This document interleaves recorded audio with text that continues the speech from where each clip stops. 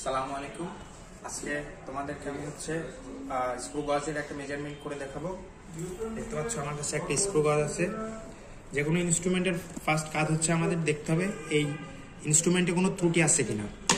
আর তোমাদেরকে গত ক্লাসে আমি দেখাইছিলাম ভার্নিয়ার স্কেল বা স্লাইড ক্যালিপার্সের একটা ভিডিও। স্লাইড ক্যালিপার্সের সাথে তুমি এখানে অনেক সামঞ্জস্য রাখতে পারো। যেমন স্লাইড ক্যালিপার্সের ভার্নিয়ার স্কেল যেটা ছিল সেটাকে তুমি এখানে রৈখিক স্কেলের সাথে কল্পনা করতে পারো। আর এখানে মেইন স্কেল স্লাইড ক্যালিপার্সে যেটা মেইন স্কেল ছিল এখানে সেটা রৈখিক স্কেল নামে তুমি চিন্তা করতে পারো।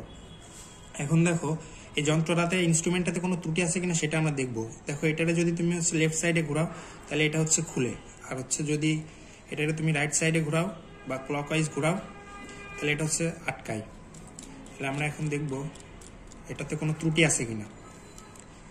যখন এটার দেখো এখানে সম্পূর্ণ যখন আটকে গেছে তখন দেখো এটার রৈখিক স্কেলের 0 এবং মেইন স্কেলের যেটা 0 দেখো একদম মিশে গেছে। মানে তাহলে বলতে পারি আমরা এখানে যন্ত্রটাতে কোনো ত্রুটি নাই। এখন আমরা এই যন্ত্রটা দিয়ে যত মেজারমেন্ট নিব সবকিছু সঠিক হবে। এখন দেখো আমার কাছে একটা রিং আছে। এই রিংটার ডায়ামিটার আমরা মেজার করব বা ব্যাস। আমরা এটার ব্যাসটারে পরে যদি 2 দ্বারা ভাগ করি তাহলে সেটা রেডিয়াস বা ব্যাসার্ধ পাবো। তাহলে কি করতে হবে, প্রথমে এই স্ক্রুটারে ঘোরাইতে হবে লেফট সাইডে, অ্যান্টি ক্লকওয়াইজ ঘোরানোর পরে এটা এর মধ্যে আটকাইতে হবে।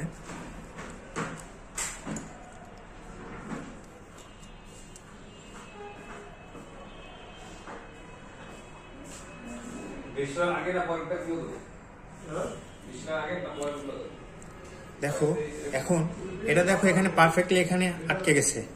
এখন আমাদের এই প্রথম কাজটা এই ইনস্ট্রুমেন্টটার আমরা লিস্ট কাউন্ট বা লঘিষ্ঠ গণন বা ন্যূনাঙ্ক যেটা বলো সেটা নির্ণয় করতে হবে। স্ক্রু গজের ক্ষেত্রে লিস্ট কাউন্ট বা ন্যূনাঙ্ক বা লঘিষ্ঠ গণন যেটা বলো সেটা পিচ বাই বৃত্তাকার স্কেলের ভাগ সংখ্যা। পিচ বাই বৃত্তাকার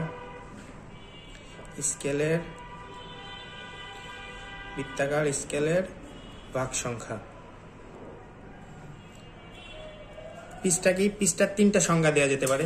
পিচটা দেখো যখন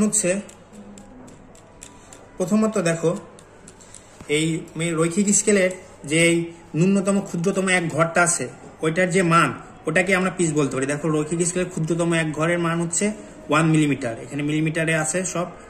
এখানে রৈখিক স্কেলের এক ঘর সমান 1 মিলিমিটার।